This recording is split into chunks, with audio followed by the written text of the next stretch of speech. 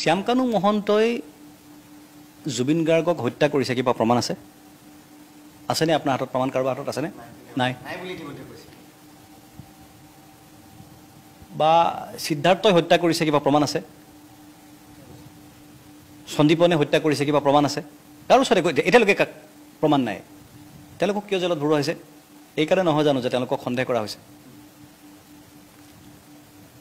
এনেকুৱাটো সন্দেহ কৰা বহুত মানুহক জেলত ভৰাই থোৱা হয়। এনেকৈ ৰাজপথত হাজাৰ হাজাৰ লাখ লাখ মানুহ ওলাই আহে নেকি? এনেকুৱা মানুহে প্ৰতিবাদ কৰে নেকি? নকৰে। তো তেতিয়াহ'লে ইমান মানুহে প্ৰতিবাদ কিয় কৰিছে? কাৰো ওচৰততো সন্দীপনে হত্যা কৰাৰ, শ্যামকানুৱে হত্যা কৰাৰ বা সিদ্ধাৰ্থ হত্যা কৰাৰ প্ৰমাণ নাই। প্ৰমাণ নোহোৱাকৈ ইমান মানুহ ক্ষোভিত কিয় হৈছে? মন কৰিব, এই ক্ষোভটো শ্যামকানুৰ ওপৰত নহয়, ঠিক শ্যামকানুৰ ওপৰতে হয়, কিন্তু অকল শ্যামকানুৰ ওপৰত নহয়। শ্যামকানু অকল মুখখনহে, শ্যামকানুৰ পিছত এখন বেলেগ মুখ আছে, সেই মুখখনৰ ওপৰতহে খংটো কিন্তু মানুহৰ। মই আপোনাক এটা উদাহৰণৰ কথাটো বুজাই দিওঁ। ৰাৱণ দাহ যে কৰে নৱৰাত্ৰিত, ৰাৱণৰ মূৰ্তিটোক মানুহে কাৰ মাৰে, সেইটো জ্বলাই পোৰে, মাৰে, অত্যাচাৰ কৰে, শেষ কৰি পেলায়। সেইটো সমস্ত ক্ষোভ সেই ৰাৱণৰ প্ৰতিমূৰ্তিটোৰ ওপৰত মানুহে উজাৰি দিয়ে।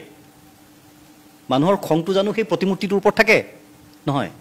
সেই প্ৰতিমূৰ্তিটো এটা প্ৰতীকহে মাত্ৰ। প্ৰতিমূৰ্তিটোৰ পিছত থকা যিটো শক্তি, অপশক্তি, সেই শক্তিটোৰ ওপৰতহে আচল খং মানুহৰ, সেই ৰাৱণটোৰ ওপৰত, অৰিজিনেল ৰাৱণটোৰ ওপৰত। শ্যামকানু মহন্ত সেই ৰাৱণৰ প্ৰতিমূৰ্তিটোহে। ৰাৱণৰ প্ৰতিমূৰ্তিৰ পিছত থকা প্ৰকৃত ৰাৱণটো কোন? ৰাইজৰ প্ৰকৃত ক্ষোভ সেই ৰাৱণৰ বিৰুদ্ধেহে।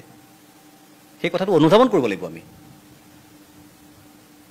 গতিকে সেইকাৰণে কৈছোঁ, সেই ৰাৱণে বুজি পায় সেই ক্ষোভটো যে তেওঁৰ বিৰুদ্ধে, সেইকাৰণে তেওঁ বুজি পায়, জানে, আৰু সেইকাৰণে CBI তদন্ত হোৱা নাই, সেইকাৰণে SIT তদন্ত হৈছে, যাতে কণ্ট্ৰলত থাকে তদন্তটো।